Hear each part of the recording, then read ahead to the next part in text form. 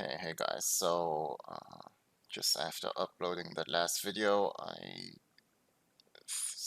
thought that there'd be another part, or like a second part that I could extrapolate on, um, because I showed how to exploit someone who's checking back too much of a capped range, but I figured out that we didn't actually find that the small bet was best, but actually I do think it can still be good in some situations, but the question is obviously in what situations is that going to be in. And so the last sims I ran were probably going to be good against most regs, and especially most weaker regs who are capping themselves way too much. It's going to be one of the best plays against weak regs, I think, what I just showed in the first part of the video. Where we can overbet probe a ton, and it makes sense to do so with pretty much our entire, like, it makes sense to use only that sizing against people who cap their range too much on the turn. Now, over here, I want to talk about specifically how I might adjust against a fish. So let's try to go through this kind of quickly. It's probably, I hope it will be faster. So anyways, player 2 is going to be the button. No, I don't think this is it.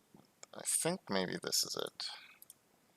Yeah, player 2 button. Alright, so what I did is I edited the preflop strategy totally here. So what I mean by that is I basically put in a 25 big blind opening strategy.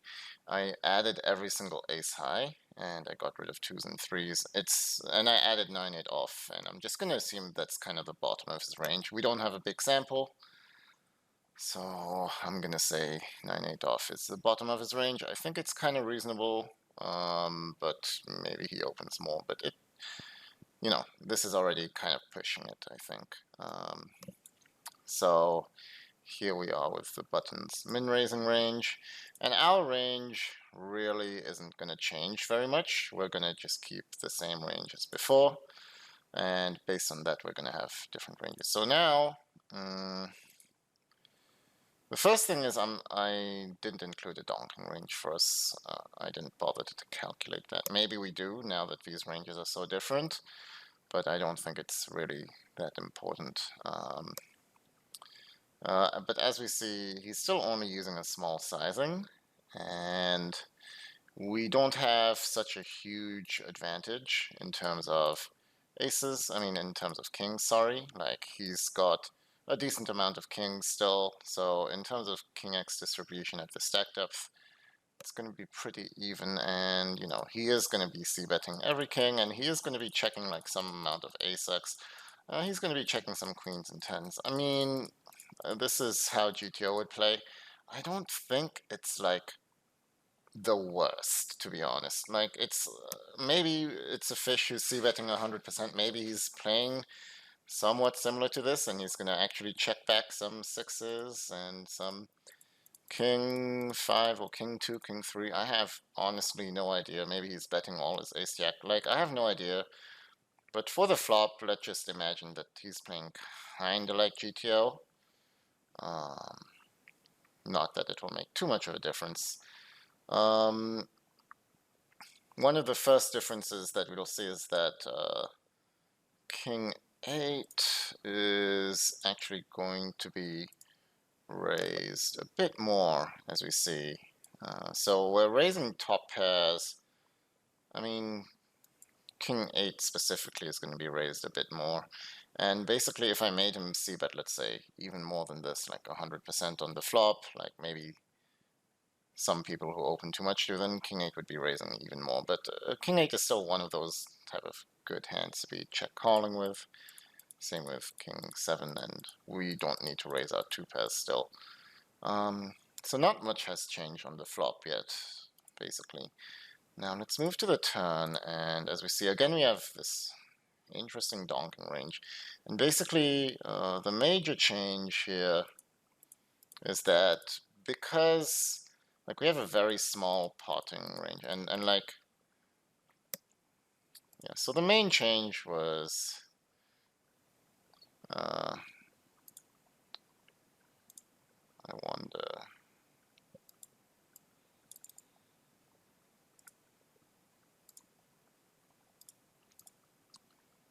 So the main change here is the difference in sizings. We see that it was kind of splitting all the sizings before, whereas over here we only really need to bet small because we don't need a lot of protection since he's got so many more trash hands, basically, and we, like, a lot of his hands are going to be so indifferent to our bet, you know. So betting small is really the only sizing necessary, and against a small bet, he should be calling every ace, which I don't think people are doing. He should be calling, like, I don't know. Well, okay, Jack 9 kind of makes sense. But yeah. But, you know, if we check, then again, he's supposed to be barreling with some of his range. Now, if we checked our entire range to him, then he definitely would need to check back 100%. But again, I highly doubt he's doing this. So it's going to be hard to, like, know how to, like, we need to make some massive assumptions, basically, against this particular fish in order to know which bet sizing is best. And that's kind of why I like the previous sims and solutions I showed you just against capped ranges, because that's an assumption that I think is very reasonable, that, you know, all weaker players in general will be making. Let's say, like, I can put weak rags and fish into a similar category there, whereas fish are in such a different category that they could do anything, you know, like this pre-flop range could be totally different. It could, like, have, like, every single suited hand maybe, or it could, like, have some other stuff, and the way they play the flop could be totally different. So because it's a fish, it's kind of, like, really hard, and that's why, you know, that's why I think, like, playing against fish is really interesting, and probably why some people are better at it than me, and it's one of the reasons why it's really hard to analyze how to play against fish in a solver. But, like, if we had to analyze how to play against fish, or weak reg at least, I think that the previous solution I showed you, where you just overbet pretty much your range instead of splitting sizings, made the most sense. Now, over here against the fish, in order to make it best to bet small, I think there's a few things we need to do. So firstly, over here, we have him, he's going to be, let's just see what happens in GTO. Like, in GTO, he checks back, and as we see on the queen, so we are supposed to be using, you know, half pot, small bet. Let me just add even smaller one, like quarter pot, right? So let's say pot 6.75. So let's say we bet 1 point, like that, right? This will, let's see if we have, how many block bets we have. So block bets are actually not really a thing at all in GTO. Half pot is used quite a lot. It's a dark green half pot in order to, I mean, get, half pot is used with a medium value, obviously. And what else? And otherwise, it's going to be a big pot bet or all in. You know, I think I'm going to get rid of this pot and just make it all in, because, I mean, it's not a big difference. I mean, is it, in terms of what he's calling? It actually is a pretty big difference, just because of the range, but I don't think we want to complicate our life so much. I'm just going to make it all in, because the difference in the actual size isn't so big, right? It's like 1x pot to 1.25x pot, basically, so it's not a big difference. So we see here, and we can actually do some rounding, yeah, since we need, it's going to be better. So we see here on the river, basically, that there's no block betting from a GTO perspective, because you never want to block bet like a 6. Like a 6 just doesn't have enough value. A 6 is still going to get called by hands such as, pocket 9s and 10s if you do bet at half pot. So instead you want to bet like half pot with hands and dock green such as a queen. And then you want to just jam with like a king does still have enough value. Now that's obviously from the GTO perspective, but from the GTO's perspective, he still was capping himself kind of a lot. The thing is, he's like GTO is at least checking some straights on the turn, right? Let's imagine that, for example, firstly, let's make us donk a lot less, okay? So let's try to make this sim a lot more realistic now. So, I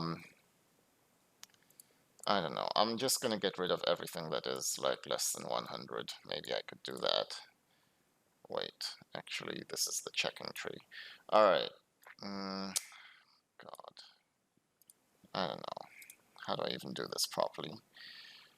How do I make it more realistic? Like, if we had a donking range.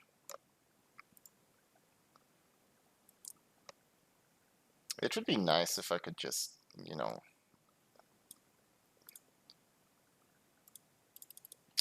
make it like a certain percentage less or more, like in PO. I'm not sure if that's actually possible, but that would be great.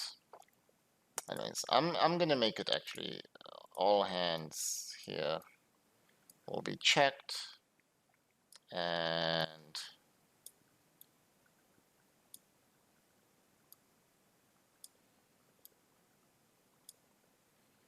okay, let's apply that. And also I'm gonna get rid of big sizing. Maybe that's gonna be best. So now we only have one small donk strategy. So let's see what this looks like firstly.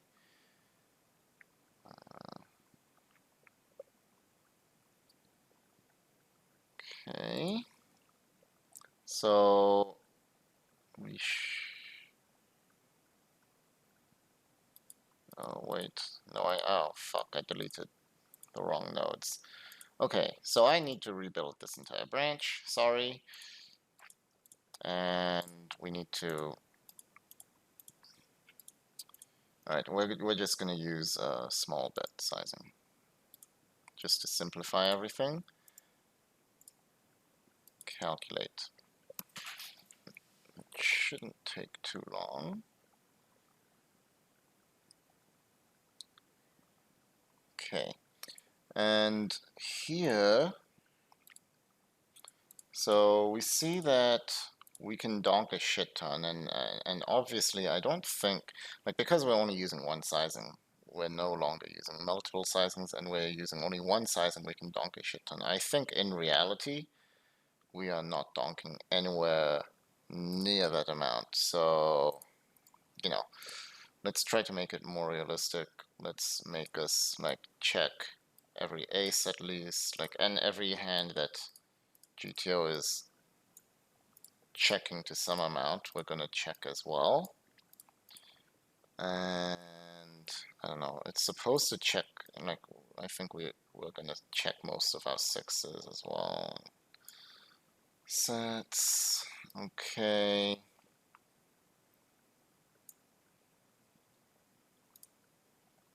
Okay, so now we're checking 70% and we're donking 30%. I'm not sure how realistic or unrealistic this is. I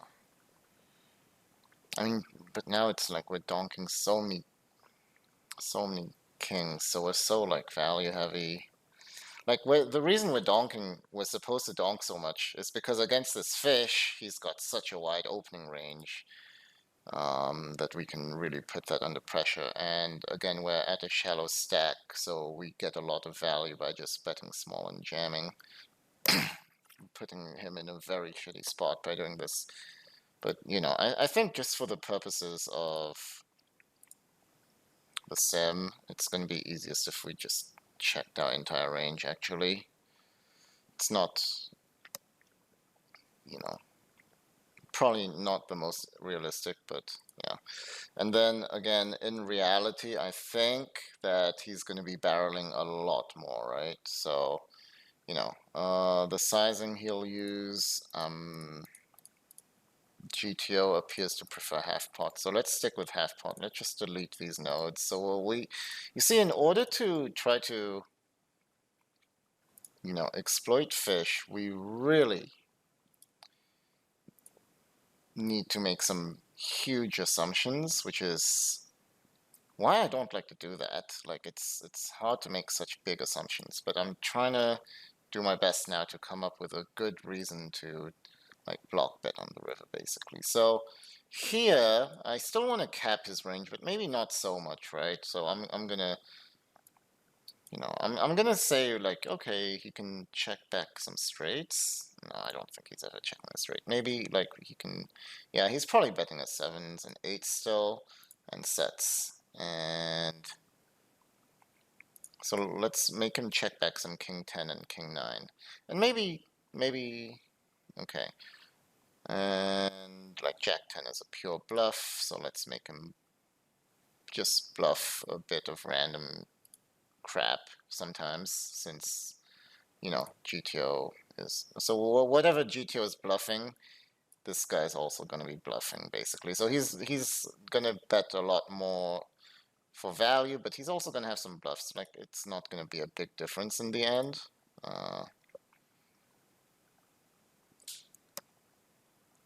I mean, in terms of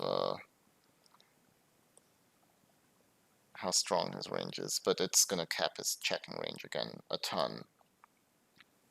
So we see that we still left him with quite a bit of, still left him with quite a few kings and some ace-x, and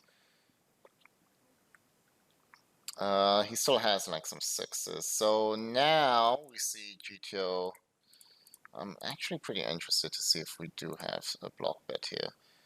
So I want to see 2.25. Yeah, let's do that. And I want to get rid of the pot just. Okay. I want to see if we're block betting at all.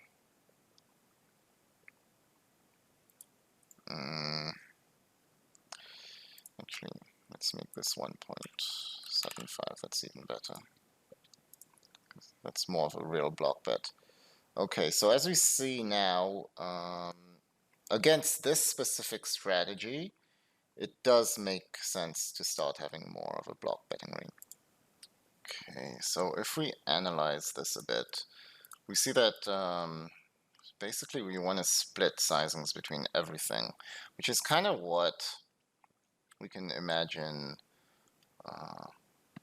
is what we may want to do against fish in general.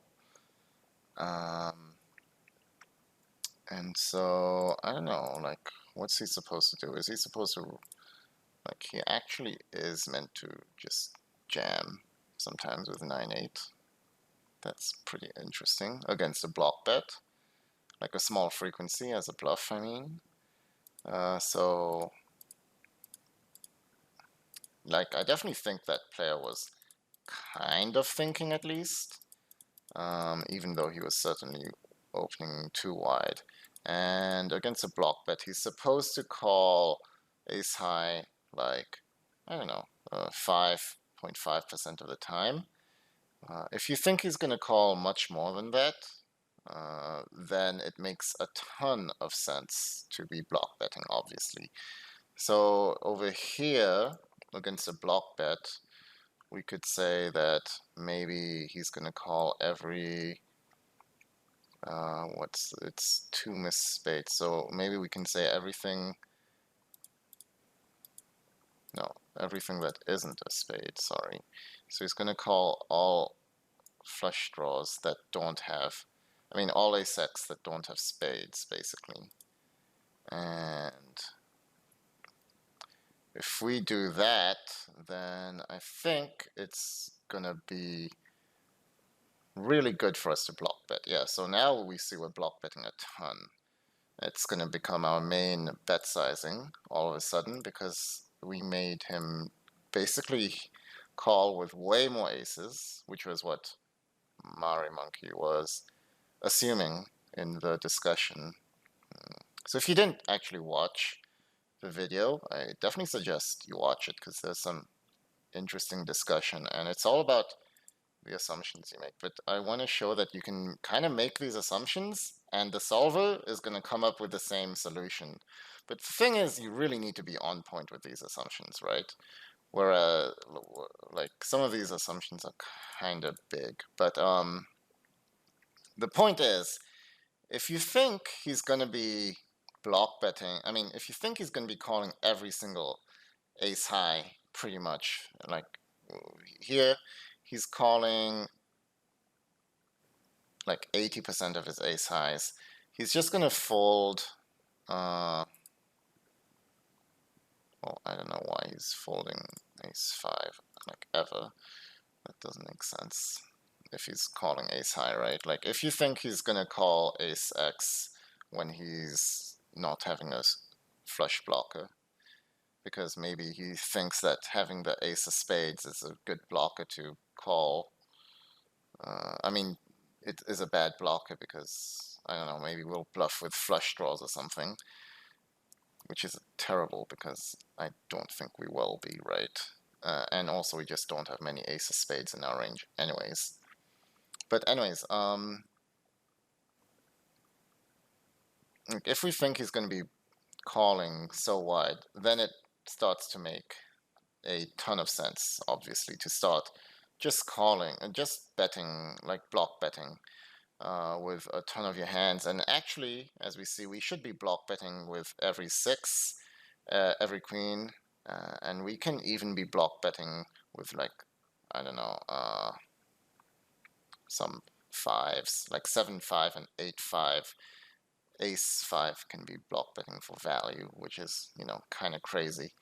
But yeah, once he starts calling like that, you can start block betting a ton. And then King 8 is very, very close. But the thing is, like, he's supposed to be raising as well, right? He's supposed to be raising with King 9, King 10 for value. And even if he's raising with those, like, he's supposed to be, like, raising as well, like with some bluffs, like 10-7, Jack 8, 9-8. Like he's supposed to be bluffing a decent amount actually. So, you know, I don't think he's gonna raise much more than this. I do think he's gonna hero call. I mean, kind of like this. Um, maybe a bit less. Maybe not so many aces, like maybe like 50% more like it. I don't know, maybe we could try to make it a bit more realistic.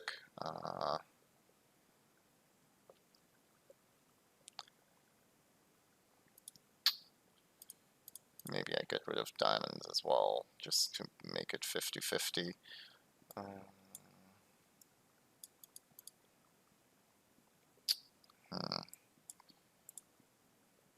Okay, I need to do this actually.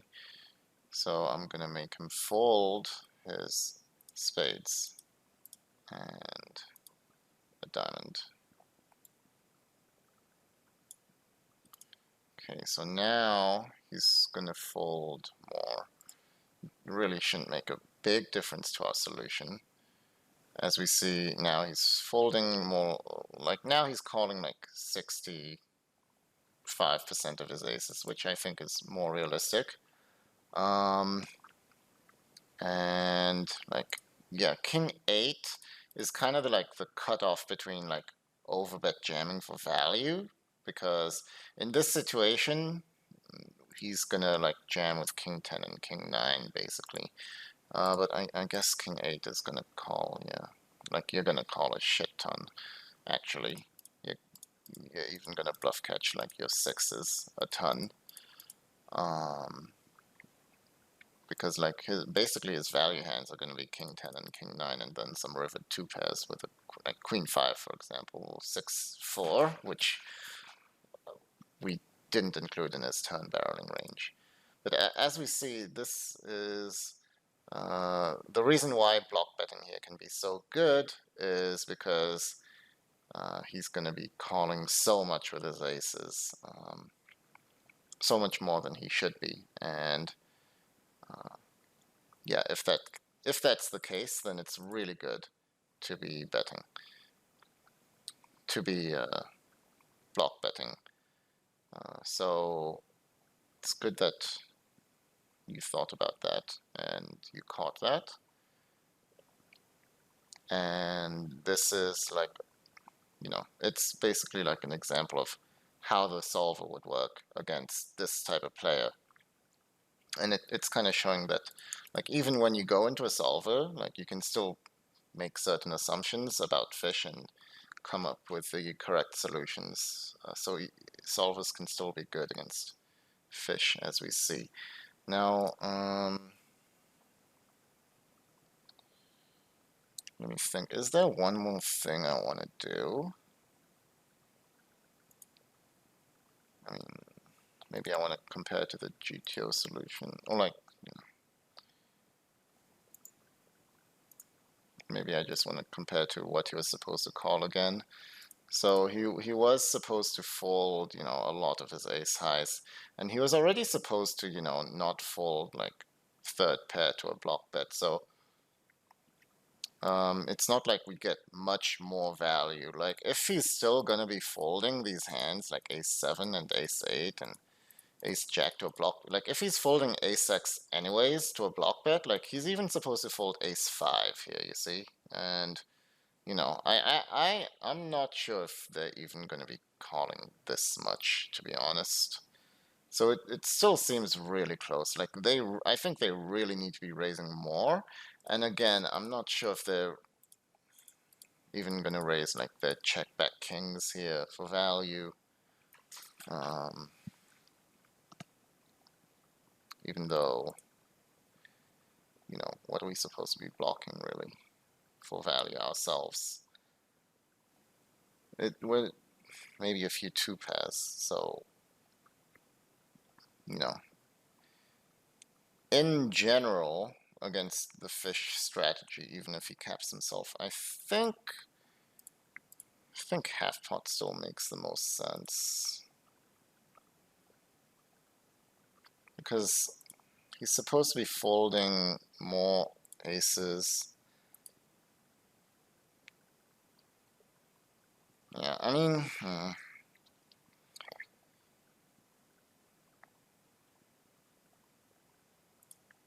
here he's folding 95% of aces. Here's folding 98. So, they're really supposed to fold most of their aces, basically. And, yeah, people, I think, are folding enough, but maybe, yeah. I think block betting makes sense, especially since I think they could be calling more aces.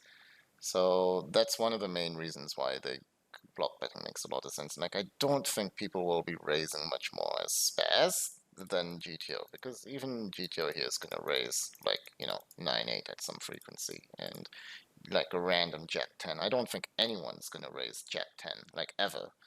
So, yeah, I actually think the only reason to block bet would be if we think they'll call enough ace X. And I guess that's kind of reasonable.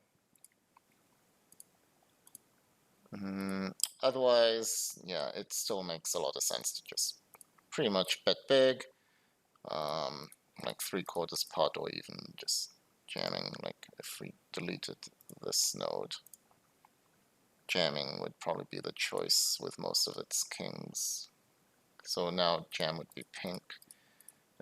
King 8 and king 7 would still prefer to bet like half pot.